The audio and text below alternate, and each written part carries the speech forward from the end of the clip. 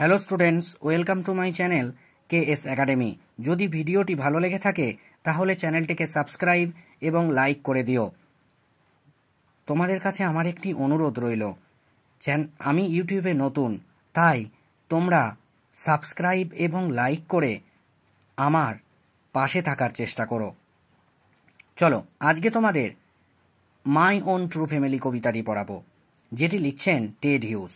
My own true family কথাটির বাংলা অর্থ হল আমার নিজস্ব সত্যিকারের পরিবার। অর্থাৎ এখানে নিজস্ব সত্যিকারের পরিবার বলতে এখানে গাছের পরিবারকে বোঝানো হয়েছে। কবি এখানে বলতে চেয়েছেন যে আমাদের সমাজে এমন কিছু মানুষ রয়েছে যারা গাছকে ধ্বংস করে নগরায়ন তৈরি করছে, যার ফলে আমাদের সমাজে এক গভীর শূন্যতার সৃষ্টি হচ্ছে। শুধু শূন্যতাই নয়, আমাদের বিভিন্ন প্রাকৃতিক দুর্যোগেরও সম্মুখীন হতে হচ্ছে এই অতিরিক্ত গাছ কাটার ফলে। তাই কবি সেই সমস্ত মানুষের বিরুদ্ধে প্রতিবাদ জানিয়ে এই কবিতাটি লিখেছেন। দেখো, কবিতায় চলে এসো। ওয়ান্স, একদা, আই ক্রেপ্ট, আমি গিয়েছিলাম, ইন অ্যান ওকউড, একটা ওক বনের মধ্যে। আই ওয়াজ লুকিং, আমি খুঁজিতেছিলাম, ফর এ স্ট্যাগ, একটা পুরুষ হরিণ। অর্থাৎ কবি ওক বনের মধ্যে গিয়েছিলেন একটা পুরুষ হরিণ খোঁজবার জন্য। আই মেট, আমি সাক্ষাৎ করেছিলাম, অ্যান ওল্ড উইম্যান, একটা বৃদ্ধা স্ত্রী লোকের সাথে। দে আর, সেখানে, অল নবলি স্টিক, যার লাঠিটি ছিল তেল চিটচিটে এবং গাঁটওয়ালা, অ্যান্ড র্যাগ, এবং র্যাক ছিল তার গায়ে। সি সেড, সে বলল, আই হ্যাভ ইউর সিক্রেট, আমার কাছে তোমার গোপনীয়তা আছে, হিয়ার, এখানে, ইনসাইড মাই লিটল ব্যাগ, আমার ছোট্ট ব্যাগটির ভেতরে।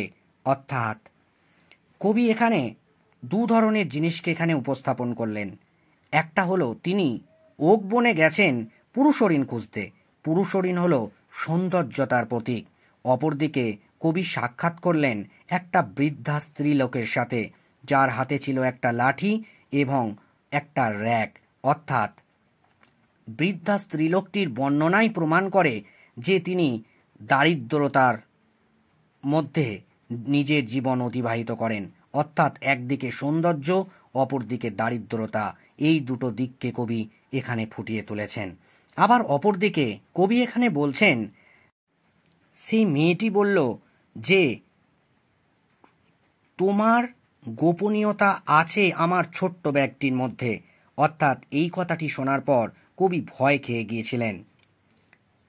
আসলে যদি আমরা একটু বাস্তবে ফিরে যাই, যদি আমরা ভাবি যে আমরা যদি কোনো জায়গায় বেড়াতে গিয়ে থাকি বা ভ্রমণ করতে গিয়ে থাকি এবং সেখানে যদি কোনো অচেনা ব্যক্তির সঙ্গে দেখা হয় এবং যদি সেই অচেনা ব্যক্তিটি আমাদেরকে যদি বলে যে তোমার সমস্ত কিছু আমার এই ব্যাগটির ভেতরে রয়েছে, তাহলে আমরাও হতভম্ব বোধ করব, আমাদের মনেও একটা ভয়ের সৃষ্টি হবে। এখানে কবিও তার ব্যতিক্রমী নন, কবির মধ্যেও এখানে ভয় সৃষ্টি হয়েছে যখন এই বৃদ্ধা স্ত্রীলোকটি এই কথাটি বলেছেন। Hello students.